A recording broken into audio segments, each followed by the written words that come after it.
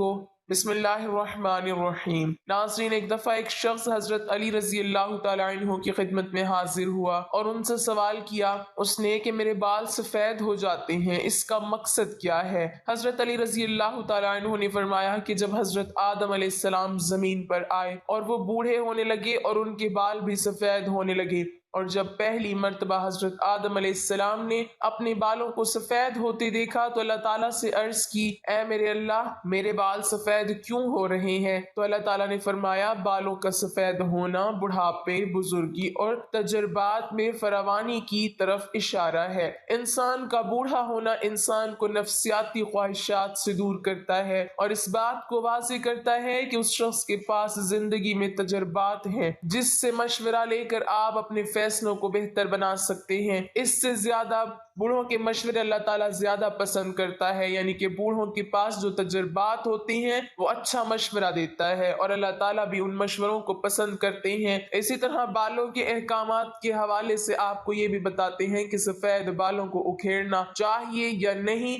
یا پھر بالوں کو رنگ کرنا چاہیے یا نہیں۔ عمر بن شعیب رضی اللہ تعالیٰ عنہ سے روایت ہے کہ حضور اکرم صلی اللہ علیہ وسلم نے فرمایا، سفید بالوں کو نہ اکھاڑو، کیونکہ بڑھاپا، بالوں کا سفید ہونا مسلمانوں کے لیے نور ہے۔ جو شخص حالت اسلام میں بڑھاپے کی طرف قدم بڑھاتا ہے، جب کسی مسلمان کا ایک بال سفید ہوتا ہے تو اس کی وجہ سے اللہ پاک اس کا ایک گناہ مٹا دیتا ہے اور اس کی ایک نیکی لکھ دیتا ہے اور اس کا ایک درجہ بلند کر دیتا ہے۔ اسی طرح یہ حدیث مختلف کتابوں میں بیان کی گئی ہے۔ احادیث کی جو کتابیں ہیں ان میں بھی ان کو بیان کیا گیا ہے۔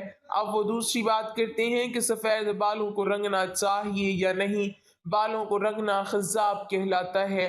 رسول اکرم صلی اللہ علیہ وسلم نے سفید بالوں کو رنگنے کا حکم دیا ہے۔ سیدنا ابو ہریرہ رضی اللہ تعالیٰ عنہ روایت فرماتے ہیں کہ رسول اکرم صلی اللہ علیہ وسلم نے فرمایا، بڑھاپا بالوں کی سفیدی کو خضاب کے ذریعے بدل ڈالو اور خضاب نہ لگانے میں یہودیوں کی مشابہت نہ کرو۔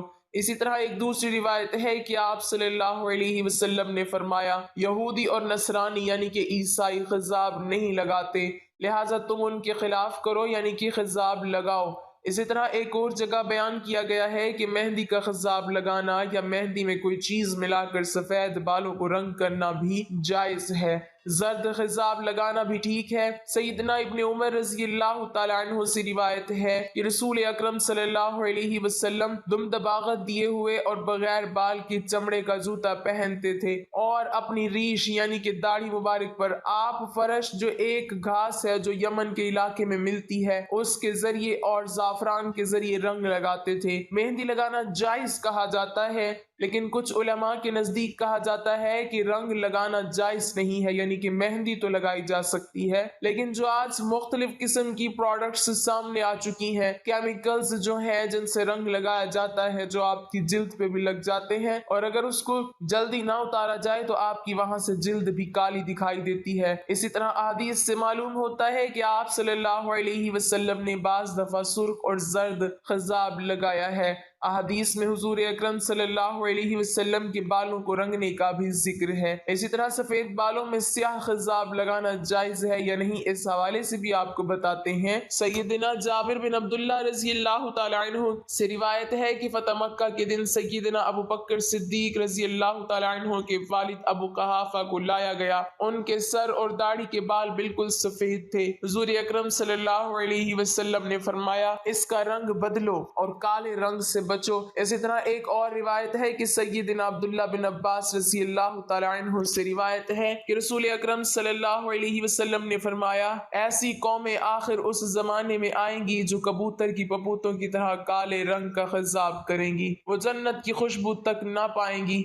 اس سے یہ واضح ہوتا ہے کہ کالا رنگ نہیں کرنا چاہیے، جو مختلف مہندی وغیرہ ہے وہ لگا لینی چاہیے۔ سیدنا ابن عمر رضی اللہ تعالیٰ عنہ سے روایت ہے کہ رسول اکرم صلی اللہ علیہ وسلم نے غذا منع کیا ہے۔ غذا کی 4 اقسام ہوتی ہیں۔ سب سے پہلے یہ کہ سر کے بال سارے نہ منڈوانا، بلکہ جگہ جگہ سے پھٹے ہوئے بادلوں کی طرح ٹکڑوں میں منڈوانا، جبکہ دوسری جو ہے وہ یہ ہے کہ درمیان سے سر کے بال منڈوانا اور اطراف سے بال چھوڑ دینا، جبکہ تیسری یہ ہے کہ اطراف اطراف منڈوانا اور درمیان سے سر کے بال چھوڑ دینا، جبکہ چوتھی یہ ہے کہ آگے سے بال منڈوانا اور پیچھے سے چھوڑ دینا۔ جو آج ہم مختلف فیشنز دیکھتے ہیں، مختلف سٹائلز دیکھتے ہیں جو مغرب سے ہمارے معاشرے میں آتے ہیں، ان سے منع کیا گیا ہے۔ علامہ ابن تمیمہ رحمۃ اللہ علیہ فرماتے ہیں کہ عدل و انصاف قائم کرنے کے لیے اللہ اور اس کے رسول اکرم صلی اللہ علیہ وسلم کی کمال صحبت اور شفقت سے انسانی جسم میں بھی عدل کا خیال رکھا کہ سر کا بعض حصہ منڈوا کر اور بعض حصہ تک کر کے سر کے ساتھ بے انصافی نہ کی جائے، بالوں سے کچھ حصہ سر کا ننگا کر دیا جائے اور کچھ حصہ ڈھانپ لیا جائے، یہ ظلم کی ایک قسم ہے۔ اسی طرح سیدنا ابن عمر رضی اللہ تعالیٰ عنہ سے روایت ہے کہ نبی اکرم صلی اللہ علیہ وسلم نے ایک بچے کو دیکھا کہ اس کے سر کا کچھ حصہ منڈا ہوا تھا اور کچھ چھوڑا ہوا تھا۔ آپ صلی اللہ علیہ وسلم نے ان کو ایسا کرنے سے روکا اور فرمایا تم اس کا سارا سر منڈواؤ یا سارا سر چھوڑ دو۔ اس حکم میں جوان بوڑھے تمام لوگ ہی شامل ہیں، صرف بچوں کی تشخیص کی کوئی دلیل نہیں ملتی۔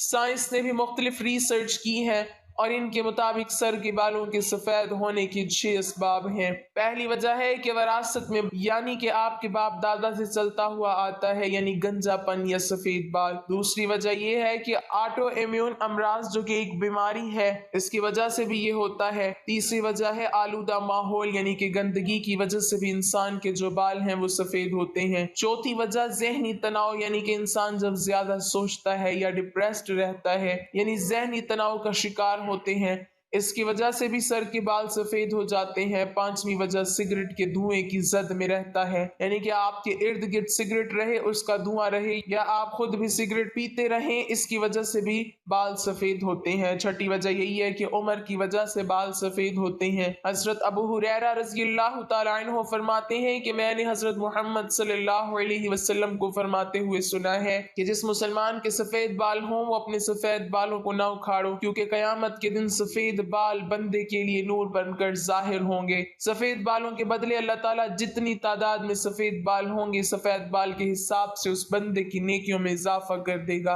اور ایک ایک بال کے بدلے اس کے گناہوں کو مٹا دیا جائے گا۔ یحییٰ بن سعید سے مروی ہے کہ میں نے سعید بن مسیب کو یہ فرماتے ہوئے سنا ہے کہ حضرت ابراہیم علیہ السلام دنیا میں سب سے پہلے فرد ہیں جس نے اپنے مونچھوں کو کاٹ دیا، اور آپ علیہ السلام جب بڑھاپے کو پہنچے تو آپ علیہ السلام کے بال سفید ہو گئے، تو آپ علیہ السلام نے اللہ تعالیٰ سے پوچھا ہے اے میرے مالک یہ کیا ماجرا ہے؟ اللہ تعالیٰ نے آپ علیہ السلام کو جواب دیا کہ اے میرے دوست، یہ میری رحمت ہے۔ بالوں کے سفید ہونے سے انسان کی شان و شوکت، عزت و وقار بڑھ جاتا ہے اور تمام برے کاموں سے بچنے کی علامت ہے۔ حضرت ابراہیم علیہ السلام نے عرض کیا اے میرے مولا، یہ تو تیری شان بڑی ہے، اے اللہ میرے وقار کو بلند فرما۔ آپ صلی اللہ علیہ وسلم کا فرمان عالی شان ہے کہ جو مسلمان بوڑھا ہو گیا تو اس کا بڑھاپا اس کے لیے قیامت کے دن نور بن کر ابھرے گا۔ ایک بندے نے نبی اکرم صلی اللہ علیہ وسلم سے عرض کی اے اللہ کے نبی، لوگ سفید بالوں کو اکھاڑ دیتے ہیں۔ اس کا جواب سن کر آپ صلی اللہ علیہ وسلم نے فرمایا کہ جو بندہ اپنے سفید بالوں کو اکھاڑتا ہے تو اس نے قیامت کے دن اپنے نور کو ختم کر دیا ہے۔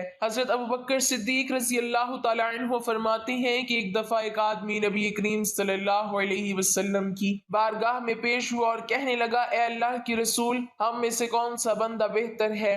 آپ صلی اللہ علیہ وسلم نے فرمایا کہ جو بندہ بڑھاپے میں پہنچ گیا اور اس کی نیکیاں بہت زیادہ ہیں وہ سب سے بہتر ہے۔ اس نے پھر دریافت کیا کہ یا رسول اللہ سب سے برا کون شخص ہے؟ آپ صلی اللہ علیہ وسلم نے فرمایا کہ جو بڑھاپے میں گیا اور اس کے گناہ زیادہ ہوں۔ حضرت انس بن مالک رضی اللہ تعالیٰ عنہ سے روایت ہے کہ رسول اللہ صلی اللہ علیہ وسلم نے فرمایا کہ بچہ جب تک بالغ نہیں ہوتا اس کے نیک عمل اس کے والد یا والدین کے حساب میں لکھے جاتے ہیں، اور جو کوئی برا عمل کرے تو وہ نہ اس کے حساب میں لکھا جاتا ہے نہ والدین کے۔ پھر جب وہ بچہ بالغ ہو جاتا ہے تو قلم اس کے لیے جاری ہو جاتا ہے، اور 2 فرشتے جو اس کے ساتھ رہنے والے ہیں ان کو حکم دے دیا جاتا ہے کہ اس کی حفاظت کریں اور قوت بہم پہنچائیں۔ جب حالت اسلام میں 40 سال کی عمر کو پہنچ جاتا ہے تو اللہ تعالیٰ اس کو 3 قسم کی بیماریوں جنون، جزام اور برس سے محفوظ کر دیتے ہیں۔ جب 50 سال کی عمر کو پہنچتا ہے تو اللہ تعالیٰ اس کا حساب ہلکا کر دیتے ہیں۔ جب 60 سال کو پہنچتا ہے تو اللہ تعالیٰ اس کو اپنی طرف رجوع کی توفیق دے دیتے ہیں۔ جب 70 سال کو پہنچتا ہے تو سب آسمان والے اس سے محبت کرنے لگتے ہیں، اور جب 80 سال کو پہنچتا ہے تو اللہ تعالیٰ اس کی حسنات کو لکھتے ہیں اور سیئات کو معاف فرما دیتے ہیں۔ پھر جب 90 سال کی عمر ہو جاتی ہے تو اللہ تعالیٰ اس کے سب اگلے پچھلے گناہ معاف فرما دیتے ہیں اور اس کو اپنے گھر والوں کے معاملے میں شفاعت کرنے کا حق دیتے ہیں اور اس کی شفاعت قبول فرماتے ہیں، اور اس کا لقب امین اللہ اور اسیر اللہ فی الارض یعنی زمین میں اللہ کا قیدی ہو جاتا ہے، کیونکہ اس عمر میں پہنچ کر عموماً انسان کی قوت ختم ہو جاتی ہے، کسی چیز میں لذت نہیں رہتی، قیدی کی طرح عمر گزارتا ہے،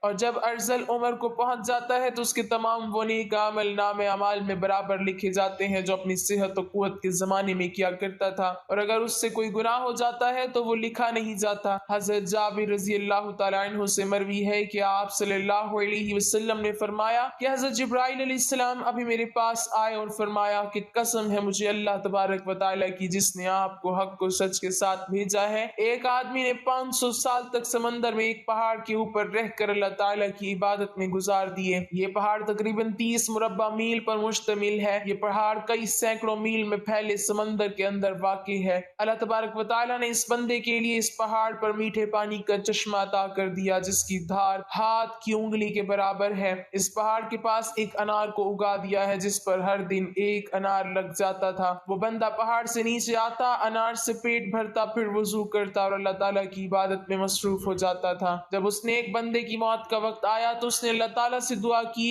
اے اللہ میری موت سجدے کی حالت میں آئے اور میرے جسم کو پاک صاف جگہ پر محفوظ کر دیا جائے، اور جب قیامت کے دن دوبارہ مجھے زندہ کیا جائے تو سجدے کی حالت میں زندہ کیا جائے۔ اللہ تعالیٰ نے اس کی اس خواہش کو پورا کر دیا۔ ہم آسمانوں پر جاتے اور زمین پر اترتے وقت اس کو سجدے کی حالت میں ہی دیکھتے ہیں۔ روز قیامت جب اس شخص کو اللہ تعالیٰ کی بارگاہ میں پیش کیا جائے گا تو اللہ تبارک و تعالیٰ اس کو فرمائے گا کہ اے میرے بندے میری رحمت سے جنت میں چلے جاؤ، تو یہ بندہ سوال کرے گا اے اللہ میرے نام اعمال کی وجہ سے مجھے جنت میں کیوں نہیں بھیجا جا رہا؟ 2 بار یہی قصہ ہوگا، پھر اللہ تعالیٰ فرمائے گا جا بندے میری رحمت سے جنت میں چلے جا۔ پھر بندہ کہے گا اے اللہ میرے اعمال کی وجہ سے مجھے جنت کیوں نہیں عطا کی جا رہی؟ تو اللہ تعالیٰ اسے فرمائے گا کہ تجھے جو نعمتیں میں نے عطا کی ہیں اس کا اور تیرے عمل دونوں کا حساب کتاب ہوگا، صرف آنکھ کی نعمت سے اس کے 500 سال سارے کیے گئے نیک اعمال ختم ہو جائیں گے اور باقی سارے جسم کے اوپر جو احسان ہوں گے وہ زیادہ ہوں گے۔ اللہ تعالیٰ فرمائے گا کہ اس بندے کو جہنم میں ڈال دو۔ جب اس کو جہنم میں لے جانے کے لیے پکڑا جائے گا تو وہ بندہ کہے گا اے اللہ تعالیٰ مجھے اپنی رحمت کے ذریعے جنت میں بھیج دو۔ اللہ تعالیٰ فرمائے گا کہ میرے اس بندے کو ادھر لاؤ۔ جب اس کو لایا جائے گا تو اللہ تعالیٰ فرمائے گا کہ تجھ کو پیدا کرنے والا کون ہے؟ وہ بندہ کہے گا اے اللہ تعالیٰ آپ ہی مجھے دنیا میں زندگی دینے والے ہیں۔ پھر اللہ تعالیٰ فرمائے گا کہ تجھ کو 500 سال تک زندہ رکھ کر عبادت کی توفیق دینے والا کون ہے؟ وہ جواب دے گا یا اللہ آپ نے ہی مجھے زندہ رکھا اور عبادت کی ہمت دی۔ اللہ تعالیٰ فرمائے گا کہ تجھے سمندر میں پہاڑ کے اوپر کس نے پہنچایا اور وہاں پانی اور انار مہیا کرنے والا کون ہے؟ وہ بندہ جواب دے گا یا اللہ آپ نے ہی مجھے سب کچھ عطا کیا ہے۔ اللہ تعالیٰ فرمائے گا کہ تیرے کہنے پر ہی میں نے تیری جان سجدے کی حالت میں نکالی اور سجدے کی حالت میں دوبارہ ڈالی، یہ سب میری رحمت کی وجہ سے ہی ہوا ہے، میں اب بھی تجھے اپنی رحمت کی وجہ سے ہی جنت میں داخل کر رہا ہوں۔ حضرت جبرائیل علیہ السلام نے فرمایا اے اللہ کے نبی دنیا آسمان میں جو کچھ بھی ہے وہ اللہ تعالیٰ کی رحمت ہے۔ اللہ تعالیٰ ہمیں بھی اپنی رحمت کے سائے میں رکھے اور ہمیں اپنی رحمت سے جنت عطا فرمائے، آمین۔ ناظرین کمنٹ باکس میں اللہ تعالیٰ کے 99 ناموں میں سے ایک نام ضرور ٹائپ کریں۔